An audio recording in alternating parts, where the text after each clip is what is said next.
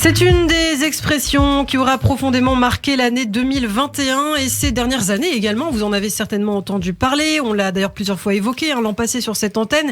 Il s'agit de la cancel culture, dénoncer publiquement des personnalités présumées racistes, sexistes, homophobes ou présumées coupables de viol ou d'harcèlement sexuel.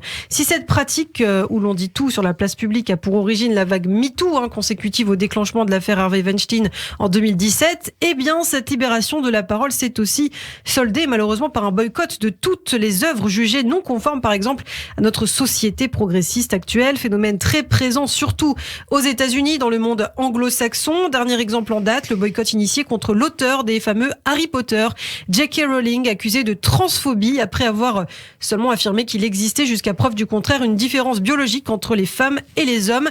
Pour ces propos, de nombreuses personnes avaient appelé à la boycotter lors de l'épisode spécial des 20 ans d'Harry Potter. Christophe, on en parle donc avec vous ce matin.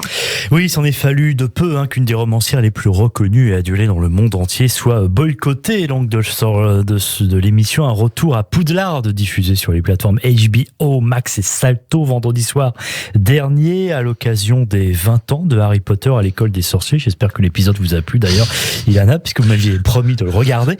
Toutefois, face au tollé provoqué, on redevient sérieux. J.K. Rowling n'est finalement pas venue sur place et la production a seulement présenté des images d'archives sur fond noir datant de 2019, date inscrite en grosses lettres sur chacun de ces passages, histoire sûrement de ménager les âmes sensibles.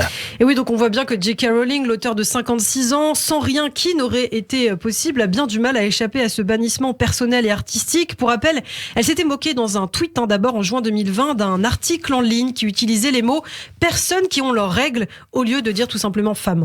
Alors que l'affaire prenait des proportions démesurées, elle s'en était toutefois défendue. Je la cite: « Je connais et j'aime les personnes transgenres, mais effacer le concept de sexe enlève à beaucoup qui a la capacité de discuter de leur vie de manière significative. » Voilà ce que déclarait alors J.K. Rowling, qui avait dû ensuite affronter les critiques et même subir celle des acteurs phares d'Harry Potter, sans laquelle il n'aurait pourtant jamais fait une telle carrière. Seul Ralph Fiennes, l'interprète de Voldemort, dans une interview à The Telegraph, avait pris sa défense avant être profondément lassé par la cancel culture, dénonçant des critiques haineuses.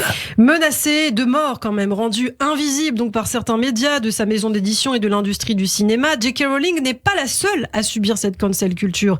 Et on va en parler justement ce matin. Tout récemment encore, c'est Casse-Noisette, le ballet de Tchaïkovski, qui était jugé raciste pour ses danses orientales et asiatiques. Plusieurs institutions britanniques avaient alors choisi de le modifier avant Noël et le Staatsballett de Berlin, le ballet de Berlin, avait même décidé de ne pas le programmer du tout cet hiver. Nous devons nous demander si des éléments de l'époque de la création posent problème. C'est ce qu'avait effectivement expliqué la directrice du ballet allemand, qui considérait alors que la production contenait des stéréotypes ethniques. Effectivement, plusieurs nationalités sont représentées à travers des mets et des danses typiques. La danse espagnole, imagée par le chocolat, la danse arabe avec le café, la danse chinoise pour le thé et la danse russe avec le trepak. Ce sont la deuxième et la troisième qui sont en fait mises en cause. La danse arabe représentant notamment un danseur entouré de dames issues de son harem. Évidemment, ces jugements n'ont pas plu, même aux principaux intéressés. Finalement, par exemple, la violoniste canadienne d'origine chinoise, Zhang Zhang, s'est indignée, elle, sur Twitter, Christophe. Ceux qui prétendent que Casse-Noisette est raciste envers les Chinois sont ignorants et arrogants. Les compagnies chinoises le présentent régulièrement au public chinois. Le véritable acte raciste, c'est l'interdiction de ce ballet en notre nom. Déclaration de la musicienne Chang Chang sur Twitter. Films, ballets, les dessins animés également ne sont pas épargnés. Il y a quelques mois, certains avaient en effet dénoncé la scène du baiser final de Blanche-Neige, jugeant qu'il faudrait réécrire la fin du conte car la princesse n'aurait jamais donné son consentement, Christophe. Sur sa plateforme de vidéo à la demande, Disney+ avait également ajouté des avertissements à certains de ses classiques, Peter Pan, Dumbo ou encore les Aristochats, votre Disney préféré, Ilana, pour avertir les spectateurs contre des clichés présumés racistes que véhiculent certaines scènes. Tous joueraient des stéréotypes sexistes autour de la princesse héroïne et son prince charmant. Et puis, autre exemple, Autant n'emporte le vent, la chaîne américaine HBO Max a en effet temporairement retiré le film de son catalogue en 2020 pour le recontextualiser. Pour rappel, le livre adapté au cinéma raconte une partie de la vie de Scarlett O'Hara, héritière d'une famille de planteurs de coton dans le sud des États-Unis et qui utilise des esclaves pour sa production. Et d'ailleurs, on a vu aussi la même chose en littérature à l'été 2020 avec le roman 10 petits nègres d'Agatha Christie, rebaptisé « Ils étaient 10 ». Suisse. On voit aussi cela, bien sûr, dans les séries. Marilyn Manson, accusée de violences sexuelles par l'actrice Evan Rachel Wood, qui a été effacée de 2 séries télévisées récemment, Creepshow et American Gods, dans lesquelles, justement, il apparaissait. Il y a effectivement les violences sexuelles et puis aussi mettre au banc des personnalités accusées d'esclavagisme et de racisme. Après la mort de George Floyd aux États-Unis, au printemps 2020, plusieurs statues avaient été vandalisées, déboulonnées. Fin décembre à Boston, une statue d'Abraham Lincoln, président de 1861 à 1865 et de son esclave a été détruite. Lincoln qui avait pourtant fait abolir l'esclavage durant sa présidence. Et il y a quelques jours, c'est l'Écosse qui réexaminait également son patrimoine historique, châteaux, jardins, villages. Un rapport a désigné une 50aine de sites historiques comme le fruit de la traite négrière et de l'esclavagisme. Une nouvelle folie woke pour l'historien Robert Tombs.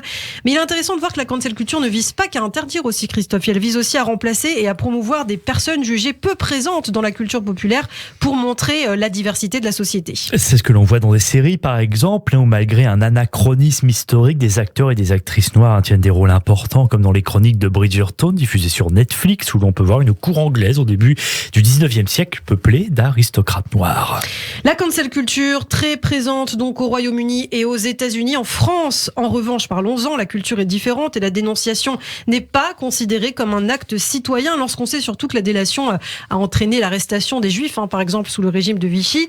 Néanmoins, notre pays, la France, n'échappe pas au phénomène. Eh oui, souvenez-vous de la cérémonie des Césars 2020, le film J'accuse de Roman Polanski sur l'affaire Dreyfus qui remporte les prix de meilleur film et meilleur réalisateur et immédiatement la colère de l'actrice Adèle Haenel qui quitte alors la salle où se tenait la cérémonie. Plus récemment encore, l'affaire Richard Berry, accusé d'inceste sur sa fille Colline. France 3 a déprogrammé la diffusion d'un téléfilm avec l'acteur.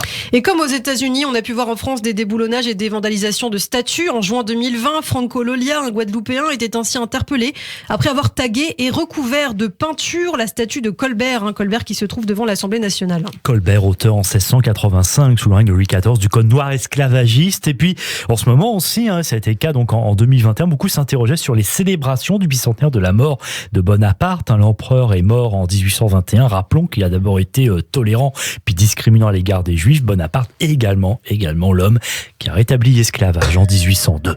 Et là aussi en France, c'est un éternel débat qui n'est pas tranché entre ceux qui veulent distinguer les êtres de leurs actes et de leurs œuvres et d'autres qui veulent les bannir pour mettre en lumière des personnalités qui n'ont pas commis d'actes répréhensibles, comme on le constate aussi malgré nous dans le cas de l'écrivain Louis-Ferdinand Céline, par exemple, un odieux antisémite virulent, mais aussi l'auteur de Voyage au bout de la nuit, reconnu comme l'un des plus beaux textes de la littérature française. Merci beaucoup Christophe Da, restez avec nous, nous sommes ensemble jusqu'à 9h.